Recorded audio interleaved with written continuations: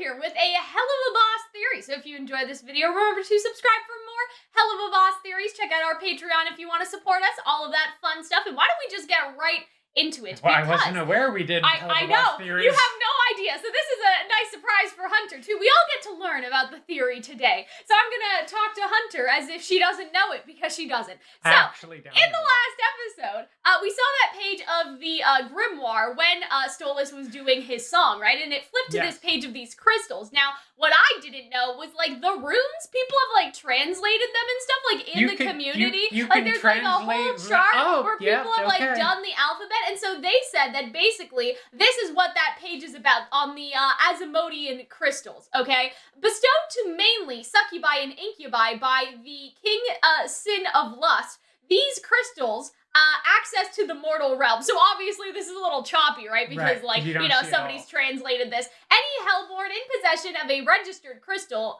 may be granted portal summoning. It is common practice to have the crystal paired with another object for convenience. Jewelry is the most popular option. And so that brings me to, I guess, my idea upon knowing this information, right? We saw back in, like, the episode with Verosica that the succubi can go to the human world on their own. So that was always a planted plot point. So now, I didn't even notice exactly. So now what I'm thinking is that Stolas is gonna basically try to figure out how he can get one, like maybe barter with somebody a little bit, you know, make some political deals or something to get one for Blizz, so Blizz doesn't need to ask him for the grimoire anymore, because these crystals have the exact same function of going to the human world that the grimoire does.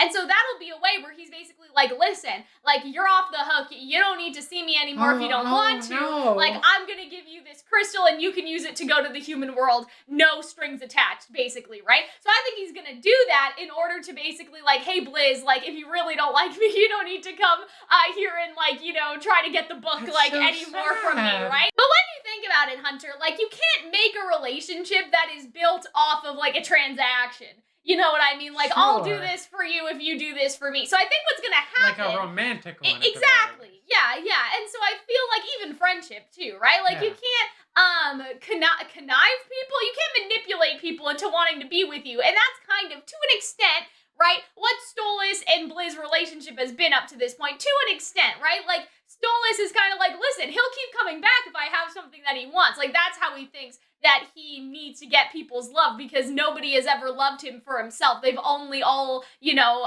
been interested in him for the power that he has.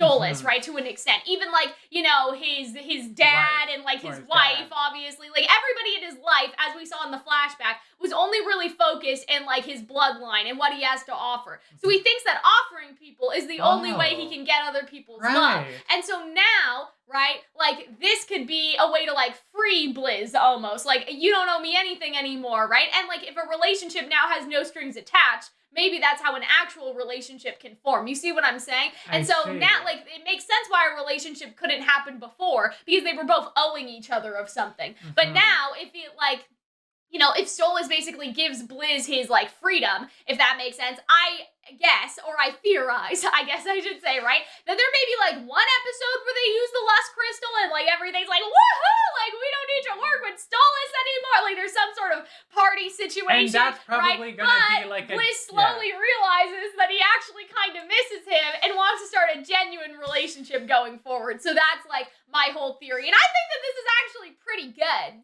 You know, I think that this probably has a lot of, like, basis, right? Because at first I was like, is this a love potion? Are we gonna, like, Voldemort, like, force, that was my initial sense. But it seems like that it's more of a teleportation thing that, like, because, you know, Verosica has one. So, like, it makes sense that that's something they established in the lore, that the succubi are going up there. How are they doing that? Obviously, you know, they have a way, right? And so I think that this would actually be very interesting if Stolas, like, next episode, or, like, maybe it'll take a couple episodes, I don't know, gets the crystal, right, gives it to Blizz, and at first Blizz is like, woohoo, like, let's go, like, we don't need to deal with him anymore. We maybe have an episode or two of them just having hijinks in the exactly. But then Blizz slowly starts to realize that, like, I don't know, like, maybe he did like Stolas a little bit, and, like, maybe he does care, and he's, like, a little sad about it, you know what I mean? Like, sad that he doesn't see him anymore and stuff. And, like, then like true feelings are able to form because there's no more like requirement. There's no more of like, you give me the book and I fuck you, right? Or whatever, right? There's nothing that's basically like weighing on them like that. And maybe they can actually start to form an actual like relationship and stuff. So what do you think about this? I think this is pretty concrete. You know? I feel like that is. I also feel like... And maybe, right? Because we had that person, right, that was trying to assassinate him in the other seasons, right? Who was trying to assassinate Stolas. It's Stryker, right? Norman Reedus, yeah. And so what if, like, maybe that's how they get back, like, you know, into the plot, basically. Is like, Stolas leaves him alone for a couple episodes. Blizz is having the time of his life with this succubus crystal. But then, like, Stolas is like kidnapped or something by Stryker or like almost assassinated or something, and then Blizz has to go save him. I think that would be cute. I like the idea of them having to save Stolas. Yeah, exactly. I also like that's what they realized.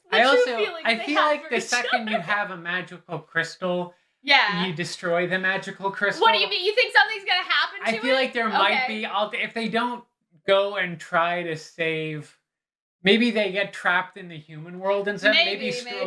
Maybe Stryker kicks him into the human world, destroys the thing, leaves them there to then take out Stolas. I can see what you mean. And then the journey is that they need to find a way to hell. Right, a way back from the human world. That sounds spicy. Because I feel like an episode where demons purposefully try to like get themselves back to hell is like comedic gold. That's actually a good idea. Of them just trying to do terrible things. So you're basically saying like Stryker would get rid of them because he knows that Blizz is always kind of like around Stolas ruining his, you know, assassination plans or whatever, right? Like not knowing how their relationship has sort of progressed or whatever. And so they trap them in the human world and then they have to find out how to go back. I think that would be fun. I mean, they could do it through succubi, right? Like Verosica or like another that succubi could be too. it, but I feel like before they do that, there would be a lot of hijinks that would be very enjoyable. I think this is a very solid theory, Hunter. Yes. I think this is a very interesting And I feel like that will be an episode in which we get like maybe 3 or 4 episodes that feel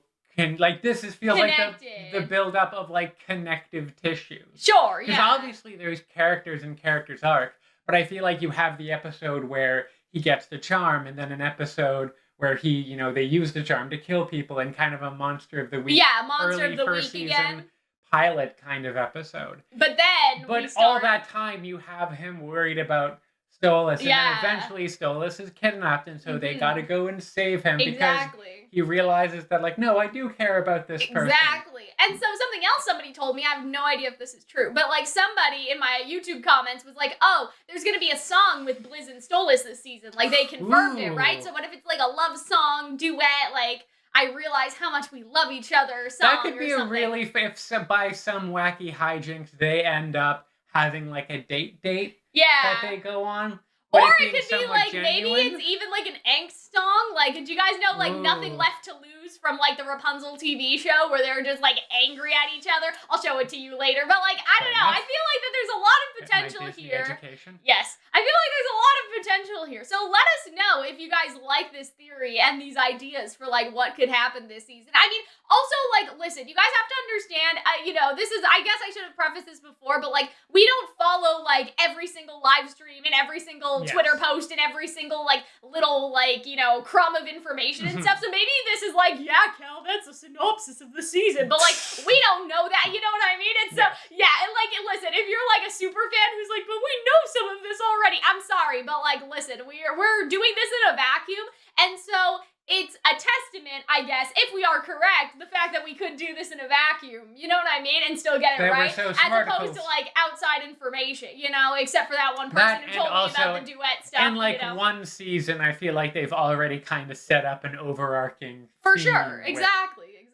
And I'm so excited. I really like this idea. So I hope you guys enjoyed. Thank you for attending Calxiyn's Royal Court today. Like I said, if you guys enjoy this theory, you should check out the Patreon to support us, the Calxiyn.com website, all that fun stuff, and we will see you in the next one. Bye.